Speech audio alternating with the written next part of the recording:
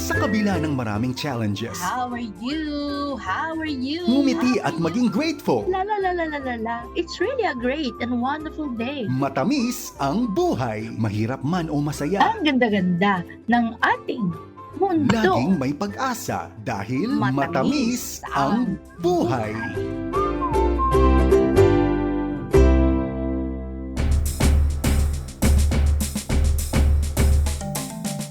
Good morning, good morning, good morning, good morning, good morning. How are you? How are you? How are you? Gandang umaga po sa inyong lahat. Matamis na pagbati ang atin pong ipinapadala sa pamamagitan po ng ating program. Gising, matamis ang buhay. Best friend Lily Garcia po ang inyo pong kasama. At masaya ang atin pong pagbati sa iyo, kapatid. Nasaan ka man na lugar dito sa Pilipinas. Dahil ikaw ay nakikinig sa pamamagitan ng ating Facebook page, no? 1143 DZMR. O kaya ay nakikinig ka sa pamamagitan ng ating YouTube channel, 1143 DZMR. O kaya naman ay nakikinig ka sa pamamagitan ng ating website 1143dzmr.caster.fm. At ngayong araw nandito ka sa ating palatuntunang gising, matamis ang buhay. At ngayong araw po, no, kahapon actually nag-celebrate tayo ng International Day of the World's Indigenous Peoples. Yan. At ngayong araw ay bibigyang pugay natin ang ating mga kababayan, ang ating mga kapatid, na considered po na mga indigenous people. Bakit sila tinawag na indigenous? Yan. At bakit napakahalaga na mayroon tayong araw para mag-celebrate ng International Day of the World's Indigenous Peoples. Yan. At ano ba ang International Day of the World's Indigenous Peoples? Ano ba ibig sabihin yan? Pag wika ang pinag-uusapan, anong kaluluwa mayroon ang isang wika sa isang kultura na katulad po ng Pilipinas? So, 'di ba? Parang walang connect, no? Pero meron pala. Sa ngayong araw po, best friends, sa ating pong program, titingnan natin, matibay pa ba o nanganganib na ba ang mga indigenous peoples? O, kung maalala nyo po, last month ay meron tayong kwentuhan tungkol sa mga endangered animals. Naku, tingnan natin, baka mga Pilipino po, nanganganib na rin ba ang Filipino bilang isang wika at ang mga Pinoy, Pilipino bilang isang mamamayan. O, ayan, best friend. So, matibay pa ba yung ating pong Filipino language? Ayan, ako. At ano ang ginagawa ng gobyerno po natin para sa ating mga indigenous peoples? Marami pang mga katanungan. Gusto natin magkaroon ng kasagutan, no? Paano natin maipapakita bilang mga Pilipino yung pong pagpapahalaga natin sa ating mga best friends na mga indigenous people? At sino ba ang considered na indigenous people? Base sa definition ng United Nations, no? Kaya wag po kayong alis, masaya at magandang kwentuhan natin. Karagdagang kaalaman para sa bawat isa. At habang ikay naglalaba, naglilinis, nagbubunot ng damo sa bakuran mo, kapatid, o kaya naman ikaw ay nasa bukid at tinatanaw mo ang palay mo na nakalusok kahit walang ulan. Di ba? Buti na lang meron kang water pump, best friend. Sige po, masayang kwentuhan natin dito sa ating program. Gising, matamis ang buhay.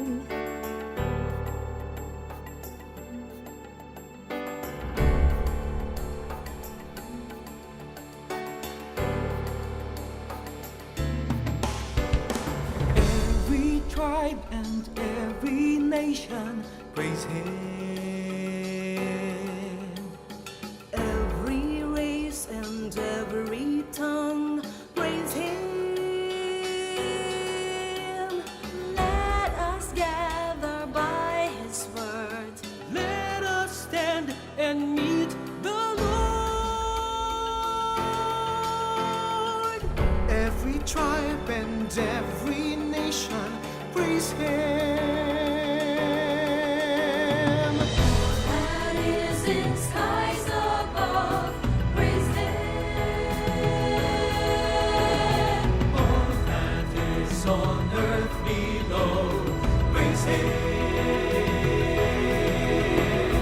Let us kneel before our King. Let us raise our voice and sing. Every tribe and every nation praise Him. Every creature that has breath praise Him. Seas and mountains, moon and stars, praise Him.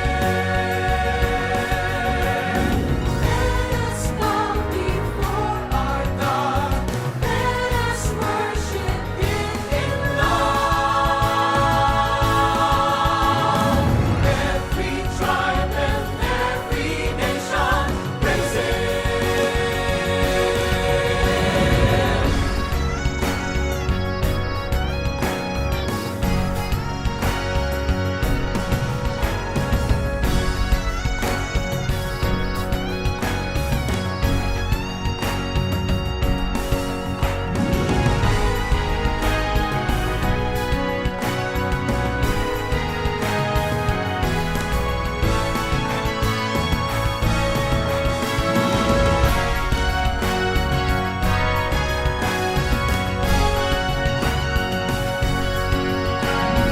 Let us kneel before our King. Let us raise our voice and sing. Every tribe and every nation praise Him. Every tribe and every nation praise Him. Every tribe and every nation praise Him.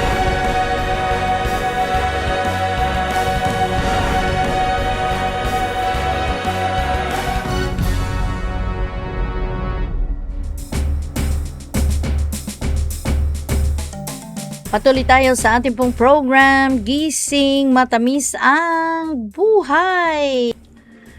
Pag sinabi po natin na indigenous people, no, this must be something very important kasi hindi lang po dito sa Pilipinas isineselebrate ang International Day of the World's Indigenous People. Yan, pinag-uusapan natin ng wika, ng isang kultura, ng isang wika, yung pagkakakilanlan natin bilang isang grupo ng mga mamamayang Pilipino.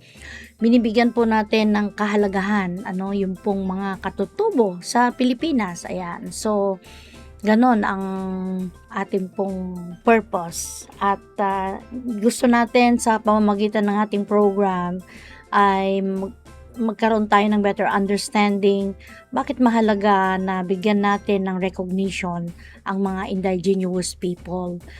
Whether we like it or not, marami sa atin nakaranas ng discrimination. Tayo mismo nag-discriminate sa mga kapatiran po natin, yung mga katribo, yung mga tribo, ay na-discriminate po natin yan, hindi lang sa salita, sa isip, at pati sa gawa. Yan. So, tuwing August 9, actually, ng buwan ng Agosto, August 9, pinagdiriwang po sa buong mundo ang International Day of the World's Indigenous People. At yan po ay itinatag ng United Nations, para kilalanin po yung mga mahalagang ambag ng mga katutubong mamamayan. Ano yung kanilang mga ambag sa kultura, sa kasaysayan, sa kaalaman, at syempre yung pangangalaga sa kalikasan. Sa Pilipinas po tinataya na mayroong 14 hanggang 17, 14 to 17 million ang mga indigenous peoples, IPs ang tawag nila dyan. Letter I at saka letter P, IPs. Na kabilang po dyan, dyan sa 11 to 17 million na mga IPs na yan, ay mayroon pong mahigit kumulang 110 na ethno-linguistic groups. Yan po ay ayon sa National Commission on Indigenous Peoples o yung tinatawag na NCIP.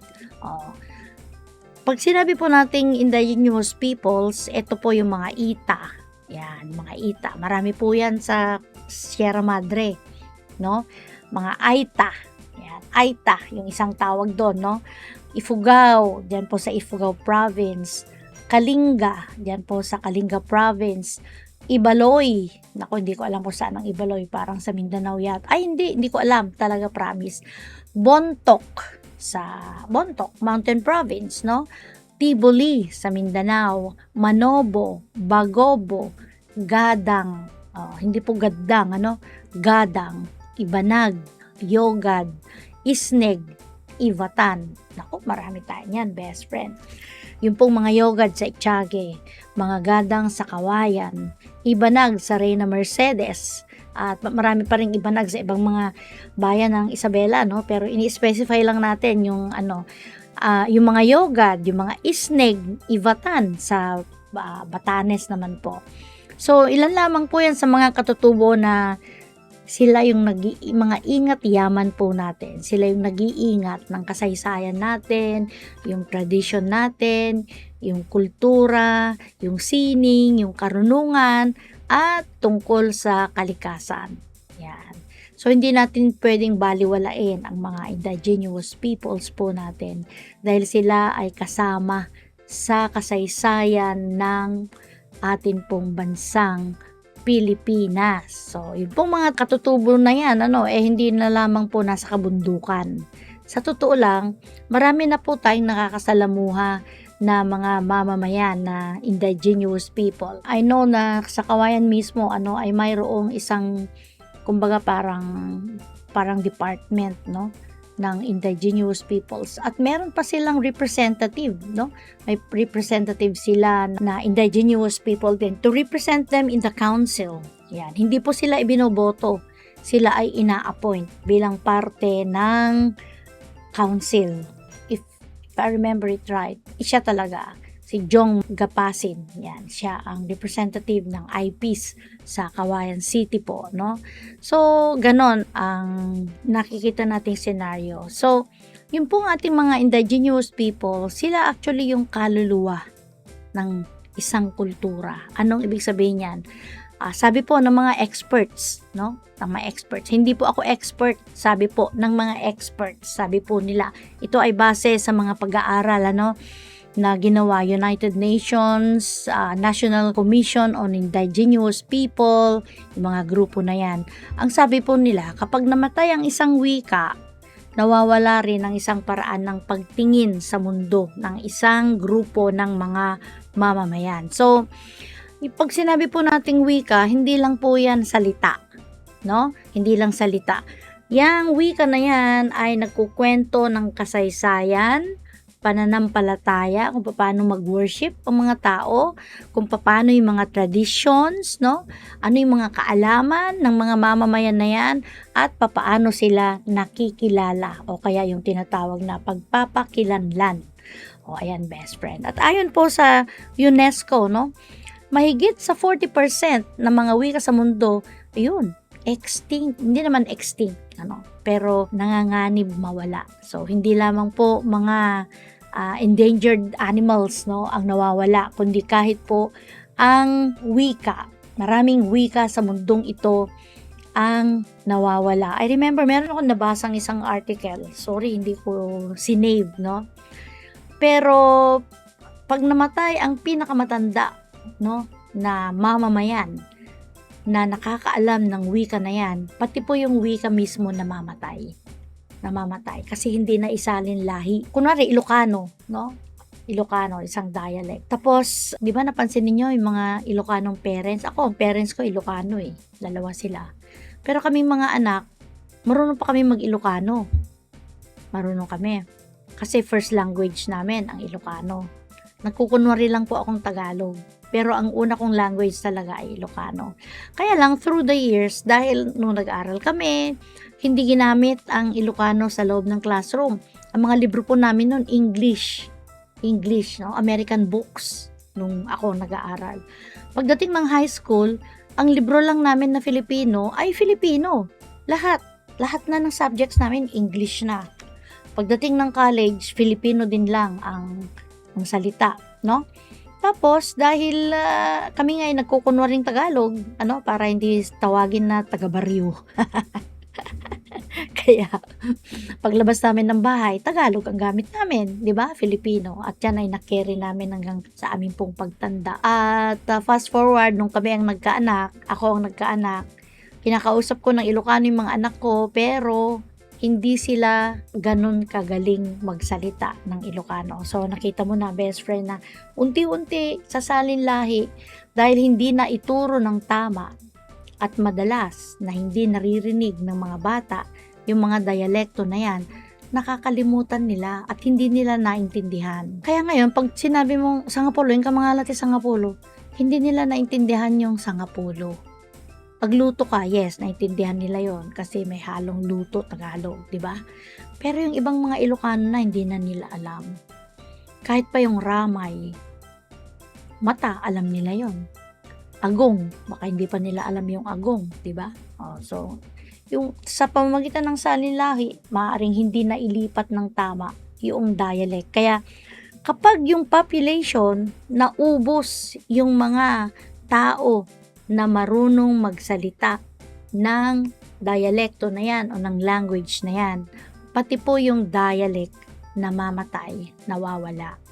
So, importante to preserve, para ma-preserve ang isang wika, kailangan i-maintain din po natin ang ating mga indigenous peoples. Halimbawa, sa Kawayan po, ang mga indigenous peoples dyan, kapag nandito ka sa, kahit pa nasa bayan ka o kaya nasa forest region, karamihan po ng mga tao ay gadang. Hindi pala gaddang yun, gadang. Yan, gadang. At paano may isasalin lahi yung salitang gadang? Dapat yung mga matatanda, hindi lang yung language, hindi lang yung wikang gadang ang isinalin lahi nila, kahit pa yung mga practices, no? Kahit pa yung kanilang mga paniniwala na nawawala dahil po sa globalization. Yun ang problema. Ayan ha. So, kaya mahalaga ang International Day of the World's Indigenous Peoples. Yan. So, dito po sa Pilipinas, ayon sa National Commission on Indigenous Peoples, no? Meron tayong Ibatan, Isneg, Yogad, Ibanag, Gadang, Bagobo, Manobo, Tiboli, Bontok, Ibaloy, Kalinga, Ifugao, Aita. Yan. So, yung mga katutubo na tagapag-ingat sila ng kultura natin, tradition natin, kahit po yung arts, no? 'Di ba? Si Apo Wangod, ano ang kanyang arts? Tattooing, no, yung tattoo. Ang mga Ibaloy, ang ating mga Ifugao, yung kanilang mga cultural dances, no? Tapos yung mga practices, yung musika, kahit po ang Tiboli, may sariling musika yan, may sariling musical instrument, ayan. Yes, it's true, the Lord is the earths, no?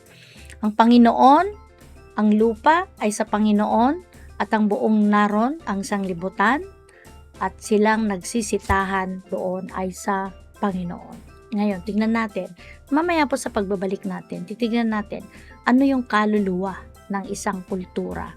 Yan ay wika, yung pong language natin, best friend. Sa pagbabalik ng ating program, Gising Matamisang Buhay. Wika Pangyarihan, laan ay bagong kaalaman. May salin ba sa wikang Filipino ang mga aralin na may kinalaman sa mathematics? Meron yan! Para sa mathematics, ito ay sipnayan. Sipnayan. Sa geometry, sukgisan. Sukgisan. Sa trigonometry, tatsihaan. Tatsihaan. At sa algebra, panandaan. Panandaan. Tandaan, Sukgisan, tatsihaan, at panandaan. sa wikang Filipino. Huwag maging dayuhan sa sariling bayan, aralin at pagyamanin ang wika natin.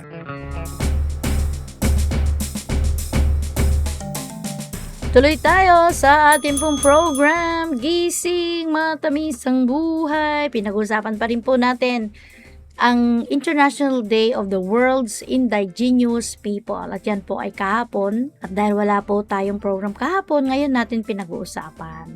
At sabi natin, ang wika ay kaluluwa ng isang kultura. So, sinasabi ng mga experts, na importante ang language. Kasi, diyan na isasalin lahi ang tradition, music, culture, knowledge, kaalaman, no? At saka yung ating pong identity. At syempre, history, di ba? Yung history. At tingnan po natin, no? So, ibig sabihin, dahil pag kailangan nating i-preserve yung language, unfortunately, sabi ko nga, kung merong endangered animals, meron din pong endangered Philippine languages. Ako mismo, hindi ko alam itong mga languages na to, Inagta, Alabat, Aita, Magbukon, Arta, Eksayan. Ayan. So, kapag nawawala yung isang wika, nawawala rin po ang kwento, nawawala ang awit, nawawala ang paniwala, nawawala yung karunungan ng isang community na papalitan ng iba. Halimbawa, sa Filipino, meron tayong bugtungan. Kahit sa Ilocano, meron tayong bugbugto na kunada. Pag walang nagsasalin lahi, kaya magandang pinag-aaralan yan sa classroom para at least nare-remember ng mga bata. Ako, ano bang naalala ko na riddle, Bulong tikap-pakap pa, nagtalikod, nagpada. Elementary pa kami, lagi namin noon, noon sa classroom po, yan ang mga riddles, bibigay ng assignment yung teacher, tapos maghuhulaan ng mga bugbugtong, At masaya. At kahit po sa bahay, ginagawa po namin yan. Halimbawa, yung riddle na sa umaga, 4 ang paa, sa tanghali, 2 ang paa, sa gabi, 3 ang paa. Ano siya? Ganun, Ano nga ba yun? Tao. Sa umaga, 4 ang paa kasi bata pa. Sa tanghali, 2 paa kasi adult na siya. Sa gabi, 3 ng paa kasi may tungkod na siya, kaya matanda na siya. Yung mga riddles po na yan, narinig ko na yan nung bata pa ako. At hanggang ngayon, na-retain. So yun, kailangan isalin lahi ko yung mga ganong klase ng bugtong. Ganon, best friend. We're happy, I'm happy, Usually, kapag araw po ng linggo, kasama namin sa tanghalian yung pamilya ng aking bayaw, at kasama sa mga kwentuhan namin yan ay mga trivia naman, siguro next time we will go for riddles, for a change. Ayan, best friend. So ano yung mga endangered Philippine languages? Ito na, best friend. Inagta, Alabat, Aita, Magbukon, Arta, Eksayan, Kasiguran, Agta. Literally, hindi ko alam yung mga dialects na yan, yung mga languages na yan. Pero, yun nga, pag nawala yung mga dialects na yan, nawawala yung kwento, nawawala yung awit, nawawala yung history. So, importante na even in death and life, there is power in the tongue. Diba? Proverbs chapter 18 verse 21. Kaya dapat po isinasaling lahi po natin yung mga awitin natin sa gadang, yung awitin natin sa Ibaloy, awitin natin sa gadang, Ibaloy, Bagobo, Manobo, Tiboli, yung mga yan, Ivatan, Isneg, lahat po yan, natatransfer. So, kung na-mention natin ng Inagta, Alabat, Aita, Magbukon, Arta, Eskayan, Kasiguran, Agta, mga endangered languages po yan, endangered Philippine languages. Hindi lamang po yan. Importante na yung Filipino language naman natin ay ma-preserve. Ngayon ang tanong, matibay pa ba o nanganganib na ang wikang Filipino? Sige po, balikan natin mga kwentuhan na yan dito sa ating program, Kising Matamis ang Buhay. Wika Pangyarihan, laan ay bagong kaalaman. Ayon sa Komisyon ng Wikang Filipino, nangihiram tayo sa 2 wika na may impluwensya sa Filipino. Yan ay ang Espanyol at Ingles. Kaya mahalaga na natutukoy natin ng tama ang pinaghiraman at masunod ang tuntunin nito. Shokoy, Ito ang tawag sa wikang hindi Espanyol, Ingles o maging Filipino. Ang salitang endorse ay sa wikang English. Ang endorso sa Syoko yan at endoso sa kapwa Espanyol at Pilipino. Ginagamit mo ba ang salitang endoso? Yan ang tama. Tandaan, endoso sa wikang Filipino. Huwag maging dayuhan sa sariling bayan, aralin at pagyamanin ang wika natin. Tuloy tayo sa ating pong program, Gising Matamis ang Buhay. Pilipino, matibay pa ba yung nanganganib na language po natin? No? Meron pa ba? Oo naman, meron pa. Pero dahil po sa globalization, ay medyo apektado po tayo talaga sa pagkawala ng ating wika. Ang tanong natin, ano ang koneksyon ng indigenous people sa language? No? Ito, bakit konektado yung indigenous peoples sa wika po natin? Kasi isipin natin ito, ano?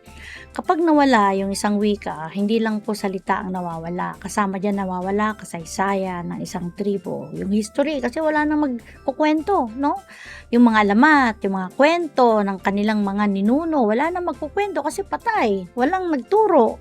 Ayan, yung mga awit at panalangin, o, di ba? Sa ating mga Ilocano, meron tayong tinatawag na dalot. Yan, meron din po yan sa mga gadang, no?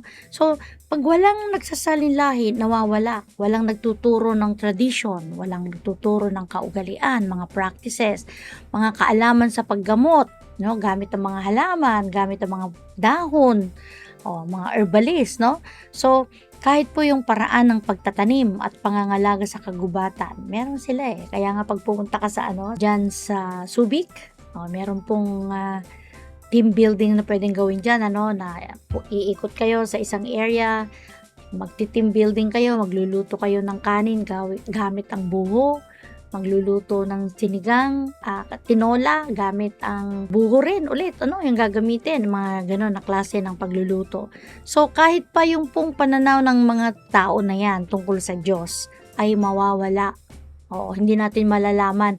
Kahit yung relationship nila sa nature, yan, yung kalikasan. Kaya, importante, ito, tingnan natin itong example na to. Halimbawa, yung pong mga Ifugao, meron po silang mga salita na naglalarawan ng iba't ibang uri ng palayan at sistema ng irrigation na wala sa ibang wika na hindi natin alam kahit tayong taga rito sa Isabela, kahit tayong taga dito sa Valley, kasi nasa baba po tayo. Yung mga Kalinga, halimbawa, yung kanilang mga awit, yung mga epic stories po nila, ipinapasa lamang po yan sa pamamagitan ng kwento, ng salita. Yung mga Aita, ganun naman din po, may mga katawagan sila. May mga katawagan sila ng mga halaman, mga hayop na hindi matatagpuan yan sa English or Filipino dictionary. So, kapag itong mga ito ay hindi na po ginagamit ng mga kabataan, na marami po ngayon, maaring tuluyan na yan na mawala. So, bakit pinagdiriwang natin ang International Day of World's Indigenous People? Because it's important for us na i-preserve natin, I-preserve po natin.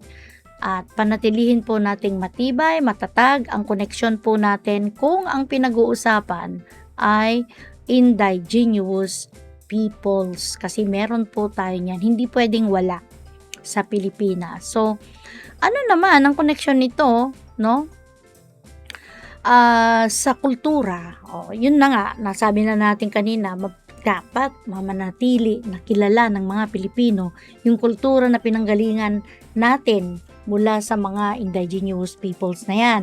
Marami po sa mga indigenous peoples languages po natin ang nanganganib mawala kasi walang nagsasalita. Pag nagsalita yung mga matatanda, wala tayong pakialam, tsaka walang nagre-record. Yun ang problema. Walang nagsusulat. Sinubukan ko po one time pero kailangang upuan mo talaga. Hinahanap ko nga kung nasaan dito sa phone ko eh. At gusto ko sanang iparinig sa inyo, best friend. Anyway, mahirap yung salinlahi, mahirap po.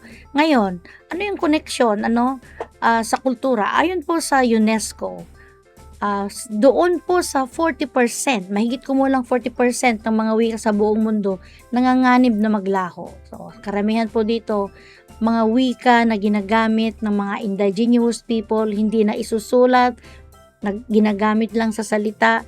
So, kapag namatay yung huling nagsalita ng isang wika, ayun, nawawala na po yung language na yan. Pati yung kaalaman na dala ng language na yan, wala na. Deads. Kasi walang nag-transfer of knowledge. Walang teacher. Walang teacher na nagturo. Ayan, best friend. So, tingnan mo, napakahalaga na mayroong saling lahi.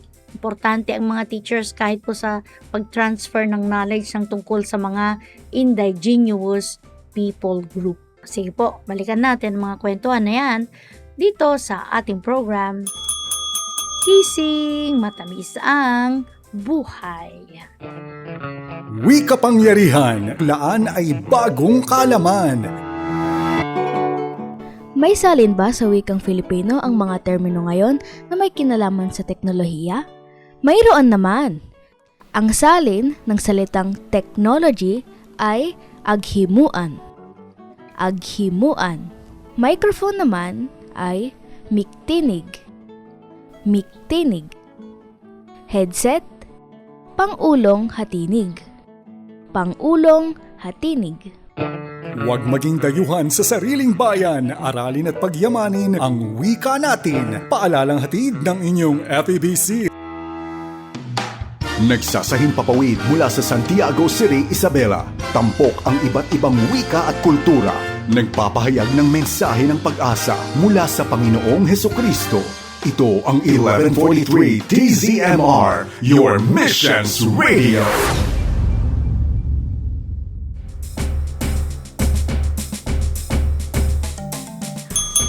Tuloy tayo sa ating pong palatuntunang Gising Matamis ang Buhay. So ano yung koneksyon? Ang kwentuhan pa rin po natin ay tungkol po sa mga indigenous people at yung celebration po natin August 9 ng International Day of Indigenous Peoples in the World, no? International Day. World Indigenous People, at tinitingnan natin yung koneksyon ng wika doon sa lahi, no, ng isang tao. Ayan, kahapon nag-celebrate, pero tuloy-tuloy natin itong linggong ito. Ano po? So ano yung koneksyon ng buwan ng wika doon sa indigenous people? Ang lalim. Oo. Tuwing August, pinagdiriwang po natin ang buwan ng wika, habang pag August 9, kahapon naman ay ang International Day of the World's Indigenous People. So actually magkaugnay po yung dalawang yan, yung wika at saka indigenous peoples, no? Kasi marami po sa mga katutubong wika katulad ng Ibaloy, Ivatan, Gadang, Ibanag, Yoga, yung mga na-mention po natin kanina, bahagi po yan ng pambansang pamana sa atin. Saninlahi, yun yung sinasabi natin. So, ang Pilipinas po at ang language na Filipino ay yumaman dahil na rin sa ambag ng iba't ibang mga dialekto na na-mention po natin kanina. Mga sariling wikang katutubo ng mga Pilipino na naihalo doon sa Filipino language po natin. So, yung paggalang po sa mga katutubo natin ay kasama dyan sa paggalang din ng kanilang wika. Hindi natin sila dapat tinatawanan at hindi dapat natin sila minamaliit. Dapat nire-respeto natin yan. Kasi for all we know, yung mga salita na ginagamit po natin ay galing sa mga local na mga dialects ng mga tribo na yan. Hindi lang natin alam, pero pag inaral mo pala yung source, yung history, yung etymology ng isang salita, babalikan mo pala, yung mga dialekto at yung mga salita ng mga indigenous peoples. Yan. So, malaki po yung ambag nila sa language natin, sa Filipino language natin. Ayan. So, huwag kalimutan, best friend, yung hindi lang po nagdiriwang tayo ng buwan ng wika, kundi yung mga katutubong wika na atin pong napapabayaan. Kasi nga, lalo na po ngayong panahon ng globalization, mga bata, ang hirap turuan. Kahit nga Filipino, ayaw nilang aralin. I hate Filipino.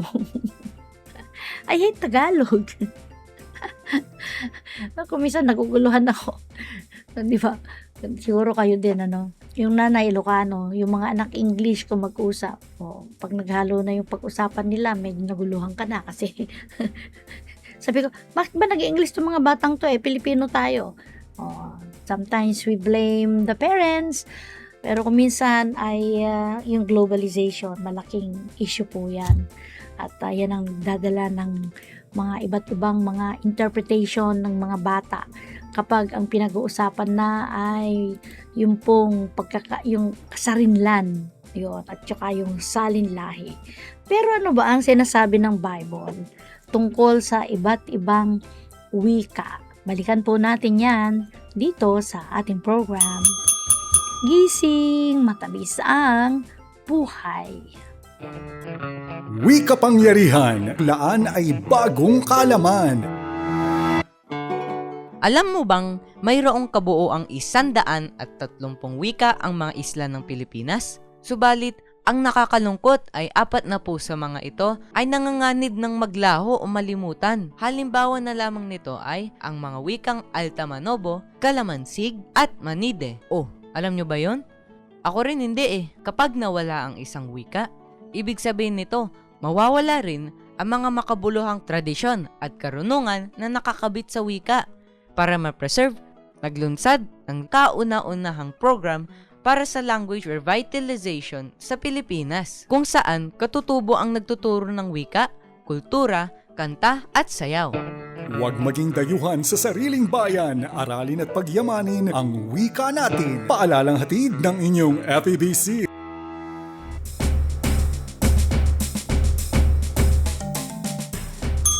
Tuloy tayo sa ating pong program, Gising Matamis ang Buhay, wika pa rin at indigenous peoples ang pinag-uusapan po natin. Hindi natin pwedeng ihiwalay yung wika doon sa indigenous peoples po natin. Ano ang sinasabi ng Bible tungkol po sa iba't ibang wika? Kung may Bible ka, best friend, sabi sa Genesis chapter 11 verse 7, no?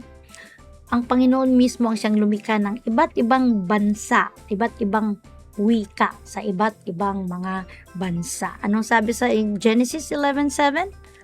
No? Go to, let us go down, and there confound their language. Matapos ang Tower of Babel, if you remember that story, no?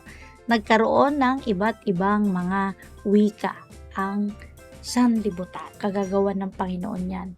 Binigyan niya ng misunderstanding, miscommunication. Nagkaroon ng iba't ibang mga salita para hindi matapos yung Tower of Babel. Ayan, best friend. Sa huli, no? Yung iba't ibang mga wikang yan ay hindi po hadlang naman, para tayo ay magsamba sa Diyos. Hindi naman sana maging problema yan. I remember some weeks ago, nung pong buwan ng June, ay nag-preach yung isang preacher po namin sa church. At ang ginamit niya na dialect ay Ilocano. So, eto na, 200 yung nakinig, tapos may mga online listeners pa. Last month ay pinapag-usapan namin yun over a cup of coffee. Kung kumusta yung mga nakinig. Yung mga kasingedad ko na mga Ilocano naintindihan. Pero yung mga anak at saka mga apo, yung mga bata, mga elementary, mga high school, hindi nila naintindihan yung preaching. Kasi, ang ginamit ay Ilocano language, no? So, pero hindi dapat maging hadlang, yung hindi natin kaalaman or wala tayong kaalaman sa pagsasalita ng isang dialect. Lahat naman yan natututuhan. I know someone, meron tayong kakilala na hindi po siya nakapag-aaral hanggang, if I'm not mistaken, grade 4 lang siya. Pero naintindihan daw niya yung kanyang binabasa sa Bible. Di ba? Wisdom yun. Bigay ng Panginoon yung talino na yan. Ayan, best friend.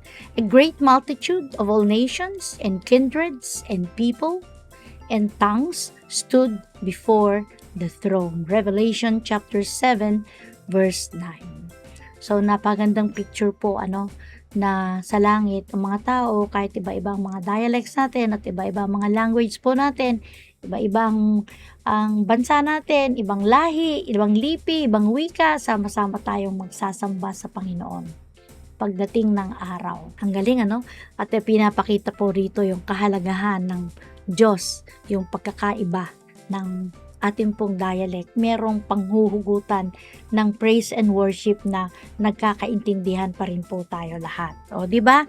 So, maganda na makita po natin yung ganyang uri ng kalalagayan ng ating language, no? So, anong ginagawa ng ating gobyerno para po sa mga indigenous peoples? Okay, ito po, ito ay embodied sa isang Republic Act, Indigenous Peoples' Rights Act of 1997. Ito ay nagbibigay, tingnan natin kung paano binibigyan ng proteksyon ng ating gobyerno ang mga indigenous peoples po. Sa pamamagitan ng Indigenous People Rights Act of 1997. Ito ay nagbibigay ng karapatan sa lupang ninuno. Yung pong mga lupa nila, hindi pwedeng kunin ng ibang tao. Nasa batas po yan. Pero malaking issue pa rin yan, Kasi isa sa mga preserved, supposedly, ng mga lugar, ng mga katutubo po natin ay mga kabundukan.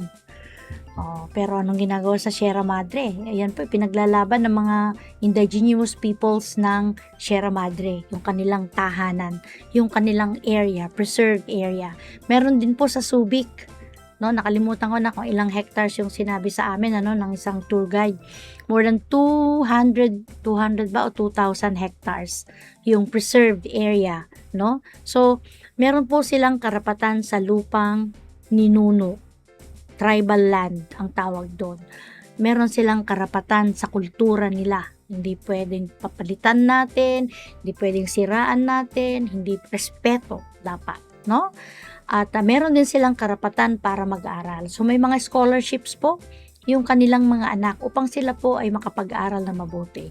At syempre, meron silang karapatan para sa kanilang sariling leadership o sariling leadership talaga, yung sariling pamamahala ng kanilang kultura at ng kanilang tribo. So sa pangunguna po ng National Commission on Indigenous People, meron pong mga programa ang gobyerno po natin para sa kanila, scholarship, cultural preservation, documentation ng wika nila. Punta po kayo sa YouTube, marami po dyan.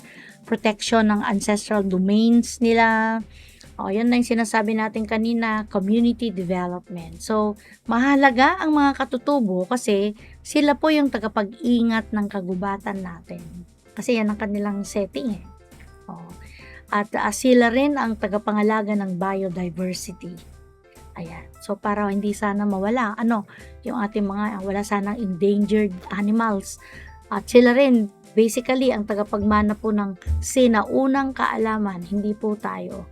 At sila ay buhay na bahagi ng ating kasaysayan. Ayun, best friend. I hope na nagustuhan mo yung kwentuhan natin, at nagkaroon tayo ng better understanding sa kahalagahan ng ating mga IPs. So, dapat po, preserve po natin ang lahi ng ating mga indigenous peoples. Kasi doon po tayo lahat galing sa mga IPs. Maring nagbago na lang ang kasuotan mo ngayon, pero kung babalikan mo yung kwento ng buhay mo,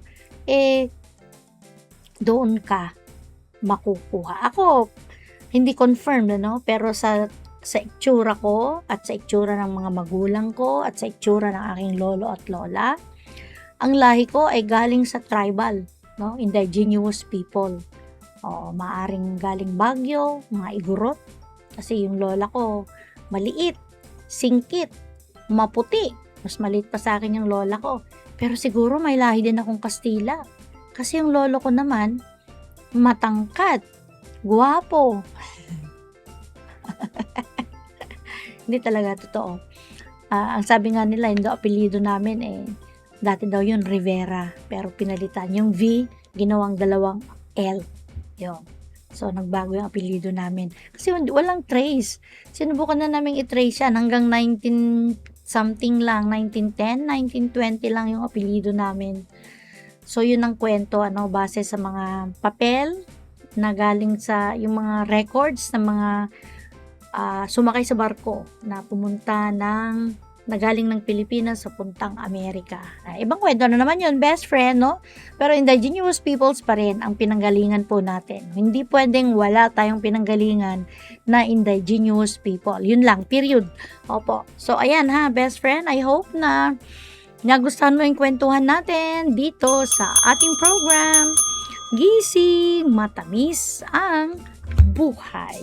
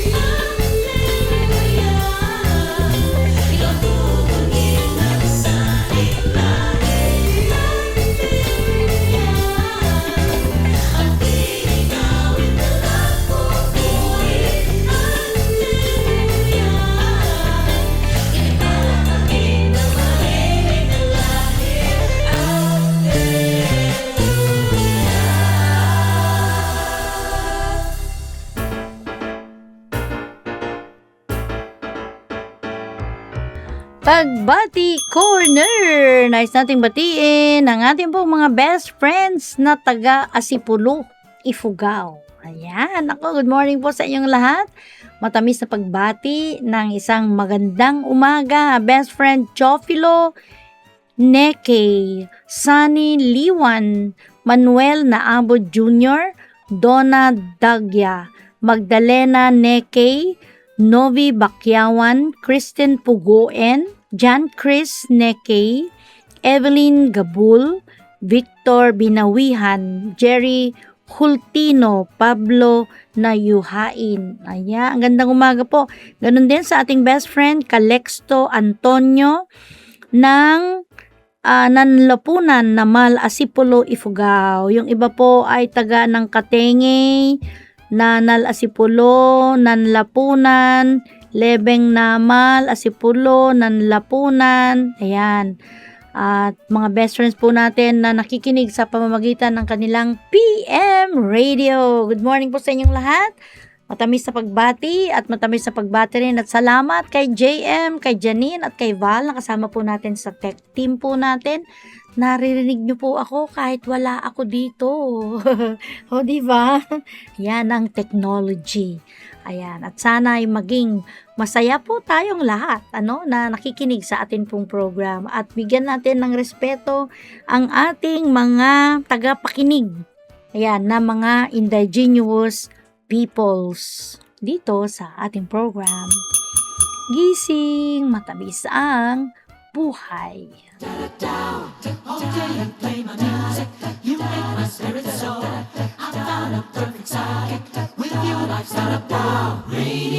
give me a song to sing, melody so good that my heart takes swing.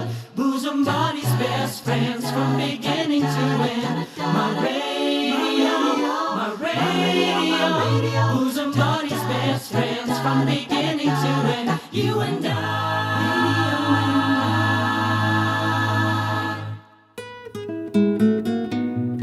Pabaon verse para sa lahat ng ating mga best friends. Mababasa po natin sa aklat ng Revelation chapter 7 verse 9. A great multitude which no man could number, of all nations and kindreds and people and tongues, stood before the throne. Isang malaking karamihan mula sa lahat ng bansa, lipi, bayan at mga wika ang nakatayo sa harapan ng trono ng Panginoon. Ayan. So, ang bawat wika, best friend, importante, mahalaga. So, wag nating sasabihin na walang kwenta ang gadang, walang kwenta ang ibalo. Hindi. Merong kwenta lahat po ng wika. So, bawat salita may dalang kasaysayan. Ilocano ka man, gadang ka man, ibaloy ka man, Cagayan ka man, Ibanag, Yogad. Meron pong kasamang kwento.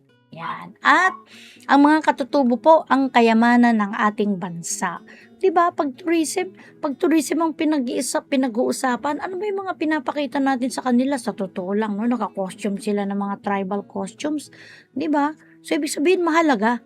Bakit 'yun ang ipinagyayabang natin sa mga dayuhan kung hindi mahalaga?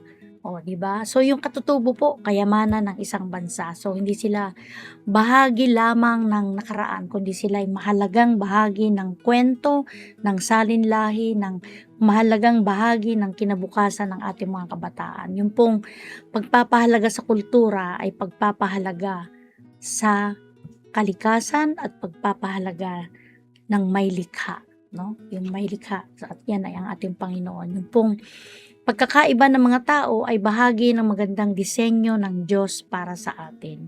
Ikaw ba ay miyembro ng isang indigenous people group, best friend?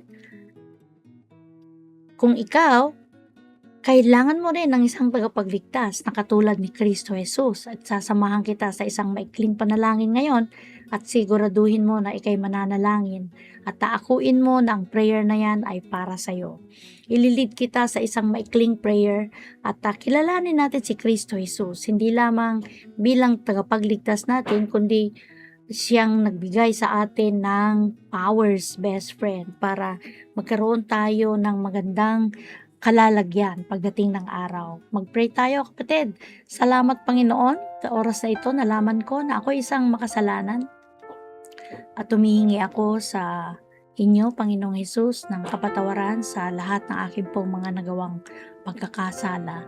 Lord, patawad po at ako po'y nagsisisi sa lahat ng ito. At dalangin ko, Panginoon, na kayong siyang manguna sa buhay ko, kayong siyang magbigay sa akin ng kaluguran, kahit po, Panginoon, sa akin pong pagbibigay ng respeto sa wika at sa mga katutubo na pinanggalingan ko, Panginoon. At salamat sa regalo mong kaligtasan, Panginoon, sa aking buhay. At lahat ng ito ay aking hiling sa pangalan ni Jesus.